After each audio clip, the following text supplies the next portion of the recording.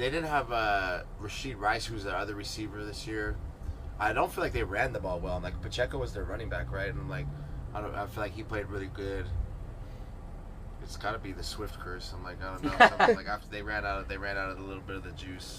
From cursed football takes to wedding plans, retirement drama, locker room frustration, and AI chaos, this story has absolutely everything.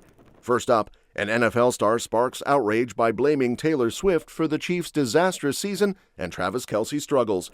Then, we switch gears as Travis and his fiancée quietly prove they're a true power couple with equal say in wedding planning. And then, things get spicy in the Kelce household as Jason shuts down any comeback talk despite brotherly pressure. Travis, I can't bend my elbow right now. I got a loose body. I can't even touch my head right now. Add to that Andy Reid openly venting about Kansas City's brutal reality. I'm not happy about it. Neither is anybody here. And finally, the internet losing it over AI images comparing Taylor Swift to Joe Alwyn. Buckle up. All right, so picture this. The NFL season is wobbling. Chiefs fans are stress-eating barbecue, and out of nowhere, Puka Nacua hops on a live stream and decides to play paranormal investigator. According to the Ram star, the Chiefs' nightmare season isn't just about football, it's about vibes, bad juju, and yes, a full-blown Taylor Swift curse. Nacua floated the idea during a chaotic live stream chat, casually suggesting that Kansas City's playoff mess had less to do with X's and O's and more to do with pop star energy hanging around Arrowhead. The Chiefs, after all, were officially bounced from playoff contention following a gut-punch loss to the Chargers, their first postseason absence since 2014, and things had already gone sideways earlier when Patrick Mahomes tore his ACL and headed for surgery. With Mahomes rehabbing and the season circling the drain, attention immediately shifted to Travis Kelce, whose future suddenly looked a lot less locked in. The veteran tight end, now engaged to Swift, had a massive decision looming: grind through a 14th season or ride off into the sunset before 2026. Nacua didn't exactly plead for a farewell tour. He hinted that Kansas City might actually improve if Kelce walked away, mostly because that would also mean fewer Swift sightings, fewer headlines, and allegedly fewer football demons. While talking through the Chiefs' struggles, he pointed out that injuries piled up, key receivers were missing, the run game looked shaky, and Isaiah Pacheco never quite caught fire, but then circled right back to the idea that the magic simply ran out once the Swift sparkle wore off. Social media, predictably, exploded. I mean, they didn't have Rashid Rice, who's the other receiver this year. I don't feel like they ran the ball well. And, like, Pacheco was their running back, right? And like, I feel like he played really good. It's got to be the Swift curse. I'm like, I don't know. Something like after they ran out of a little bit of the juice. Some fans laughed it off. Others accused Nacua of chasing clout, and a few admitted, very quietly, that maybe he wasn't completely wrong. Swift, once unavoidable on broadcasts, now showed up quietly, slipped into suites unnoticed, and barely made it onto big screens. And while Swift has been keeping things low-key in the stands, behind the scenes the volume is way up on wedding bells, spreadsheets, and probably color-coded mood boards.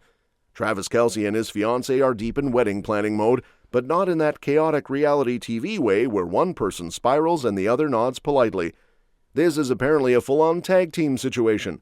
Both are equally involved, equally invested, and equally excited, which honestly feels on brand for a couple that somehow balances stadiums, spotlights, and now seating charts. There's no bridezilla energy, no groom on autopilot vibes either. Instead, it's more like two overachievers calmly discussing details, making decisions together, and somehow enjoying the process like functional adults, which is frankly suspicious but impressive. People close to them say nothing feels rushed, forced, or dramatic, and every choice is talked through like a proper partnership, not a deadline-driven sprint to the altar. Scheduling alone sounds like an Olympic sport, but insiders claim they've been surprisingly chill about juggling packed calendars and still carving out real time together. It's been a wild year on both sides, with Swift staying busy in creative mode and Kelce grinding through a demanding season, yet somehow wedding talk hasn't turned into another stress factor. Planning sessions are more cozy than chaotic, with laughter, brainstorming, and probably snacks involved. The engagement itself already set the internet on fire back in August, when they casually dropped photos that screamed romance and soft-launched an entire Pinterest era. Kelce reportedly transformed his space into a full-blown floral fantasy to pop the question, proving he understood the assignment and then extra-credited it. Swift's ring did not whisper. It screamed, sparkled, and probably required its own security detail. Their joint announcement instantly broke engagement post algorithms everywhere, racking up absurd levels of likes and reactions, and fans have been dissecting every pixel since. And while fans are still zooming in on engagement photos like it's the Zapruder film, the Kelce family group chat has officially shifted gears from wedding vibes to retirement debates and some very loud brotherly chaos. Over on their podcast playground, Jason Kelce made it crystal clear that his playing days are staying firmly in the past, no matter how hard Travis keeps nudging him like a kid poking a vending machine that already ate his money. The topic came up while they were casually chatting about older players flirting with comebacks, which apparently triggered Travis into full recruiter mode. He floated the idea of retired guys giving it one more go, and unsurprisingly zeroed in on his own brother as a prime candidate, partly because Jason still looks like he could block a freight train, and partly because sibling peer pressure is undefeated. What other retired player should get back out there? I was thinking about this. Who else would be like? I mean, I know a guy still trying to prove his athleticism and trying to dunk. Jason, however, responded with the energy of a man who has absolutely had enough of his joints betraying him. He explained, in vivid and slightly horrifying detail, that his elbow is currently hosting a rogue piece of his cartilage that behaves like it pays rent. Bending his arm? Nope. Touching his head? Also nope. Surgery? Hard pass, at least for now. Travis, I can't bend my elbow right now. I got a loose body. I can't even touch my head right now because I got a loose body stuck in my fucking elbow joint. Well, I'm trying to avoid surgery, Travis. He made it very clear that returning to the NFL with a floating bone fragment was not on his vision board for 2026. Travis reportedly brushed this off like it was a minor inconvenience, suggesting a quick cleanup and a heroic return. Well, go and get that shit cleaned out, Jason. Then we got to get some rehab going. Are we not rehabbing? Go get an MRI and figure. Jason immediately shut that down, explaining that there's no magical rehab trick for a loose body in the elbow, and that the thing sometimes just vibes in the wrong spot and refuses to move. Not exactly elite athlete-ready conditions. I can find it and then push it out of the joint, and it goes back to being fine. I can't do it right now. It's stuck somewhere. I don't know if it's in the back or in the front, but it isn't leaving. Since stepping away from the field, Jason has been thriving in his post-football era, bouncing between TV appearances and hosting his own late-night style show, proving retirement hasn't slowed him down, just redirected the chaos. Meanwhile, fans are now side-eyeing Travis's future a little harder after his recent rough patch, wondering if one Kelce staying retired might eventually inspire the other to follow suit. And while fans are now squinting at Travis's future like it's a plot twist waiting to drop, the mood inside the Chiefs building is a whole different kind of heavy, with Andy Reid very much not pretending everything is fine. Reid isn't sugarcoating anything right now. The longtime head coach looks like a man who stubbed his toe on a Lego and then had to explain it at a press conference. After the loss that officially slammed the postseason door shut, Reid reportedly laid it out plainly. This isn't the standard Kansas City signed up for. For over a decade, the Chiefs lived comfortably in January football territory, basically renting space there, so crashing out this early hit differently. The sudden switch from perennial powerhouse to uncomfortable uncertainty left players staring at lockers a little longer than usual. I'm not happy about it. Neither is anybody here. I mean, we strive for excellence. We try to do that every year. What made it sting more was how close so many of the losses were. This season felt like death by paper cuts, with game after game slipping away by a score or less. Reid acknowledged that those tight losses weren't just bad luck, but loud signals that something needs fixing. They battled. It wasn't for a lack of effort or battling. Just had some mistakes. It cost us. The offseason, according to people around the team, is already being mentally penciled in as a long, honest look in the mirror, with no sacred cows and no we'll just run it back energy. Then there's the emotional gut punch, losing Patrick Mahomes. The locker room vibe shifted instantly when the quarterback went down with a torn ACL. It wasn't just about adjusting game plans. It was about watching the face of the franchise head to surgery and knowing the season's last thread had snapped.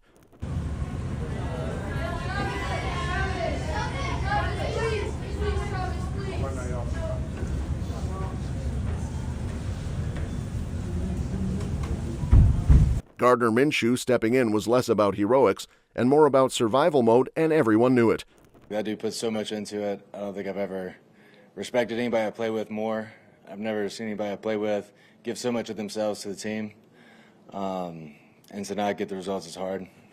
But I have more confidence in him than anybody to come back and be better than ever. Reid reportedly emphasized that effort was never the issue. The players fought, practiced hard, and competed every week, even when the wins stopped coming. That's what made the disappointment feel justified rather than dramatic. The frustration wasn't performative, it was earned.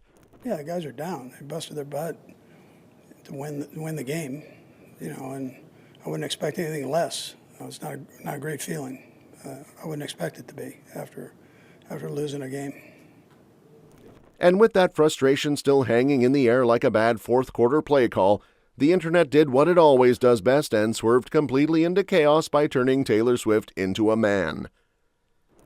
Out of nowhere, timelines filled up with AI-generated images flipping Swift's look, and fans immediately lost their collective minds. What started as a goofy scroll stopper quickly turned into a full-blown emotional support group as people stared at these altered images and collectively agreed that the resemblance to Joe Alwyn was a little too strong for comfort.